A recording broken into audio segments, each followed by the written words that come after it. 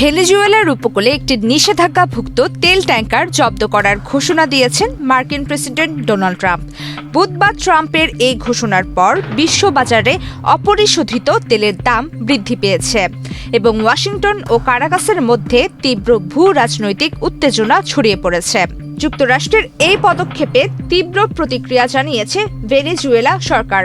এক বিবৃতিতে তারা একে নির্লজ্জ চুরি এবং আন্তর্জাতিক জলদস্যুতা হিসেবে অভিহিত করেছে।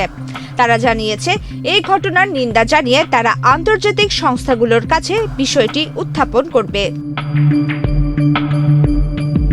ভেনেজুয়েলার প্রেসিডেন্ট নিকোলাস মাদুরোকে ক্ষমতা ছাড়ার জন্য চাপ দিয়ে আসছেন ট্রাম্প। ওদের স্বপ্ন পূরণে পাশে থাকতে পেরে আমরা গর্বিত। তিনি বলেন, আমরা এইমাত্র ভেনেজুয়েলার উপকূলে একটি ট্যাঙ্কার জব্দ করেছি। বিশাল একটি ট্যাঙ্কার, খুবই বড়, আসলে এ যাবৎকালের মধ্যে সবচেয়ে বড়, এবং আরও কিছু ঘটছে। জব্দ করা তেল সম্ভবত আমরা রেখে দেব। মার্কিন অ্যাটর্নি জেনারেল পাম বন্ডি জানান, এফবিআই, হোমল্যান্ড সিকিউরিটি, কোস্টগার্ড ও সামরিক বাহিনীর সহায়তায় ভেনেজুয়েলা ও ইরান থেকে তেল পরিবহনে ব্যবহৃত একটি অপরিশোধিত তেল ট্যাঙ্কার জব্দের ওয়ারেন্ট কার্যকর করা হয়। তিনি এই অভিযানকালীন সময়ের একটি ভিডিও পোস্ট করেন। ট্রাম্প প্রশাসন ট্যাঙ্কারটির নাম প্রকাশ না করলেও ব্রিটিশ মেরিটাইম গ্রুপ ভ্যানগার্ডের ধারণা এটি হল স্কিপার নামে পরিচিত একটি খুব বড় অপরিশোধিত তেল বহনকারী জাহাজ। জাহাজটি এর আগে আদিসা নামে পরিচিত ছিল। সে সময় ইরান সম্পর্কিত তেল বাণিজ্যে জড়িত থাকার অভিযোগে এটির উপর নিষেধাজ্ঞা আরোপ করা হয়েছিল।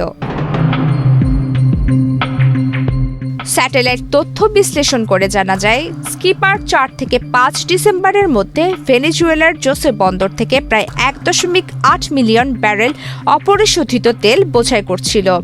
জব্দ করার আগে এটি কিউবা অভিমুখী একটি জাহাজে কিছু তেল স্থানান্তরিত করে। ট্যাঙ্কার জব্দের খবরে আন্তর্জাতিক বাজারে তেলের দাম তাৎক্ষণিকভাবে বেড়েছে। তবে মার্কিন তেল কোম্পানি শেভরন জানায়, ভেনেজুয়েলায় তাদের কার্যক্রম স্বাভাবিকভাবে চলছে। 2019 সালের নিষেধাজ্ঞার পর প্রথমবারের মতো ভেনেজুয়েলার তেল পরিবহনে সরাসরি হস্তক্ষেপ করল যুক্তরাষ্ট্র। বিশ্লেষকেরা বলছেন, এই পদক্ষেপ ভেনেজুয়েলার প্রধান আয়ের উৎসের উপর আঘাত হানার নতুন প্রচেষ্টার ইঙ্গিত দিচ্ছে। তবে বৈশ্বিক তেল সরবরাহের উপর প্রভাব এখনও স্পষ্ট নয়।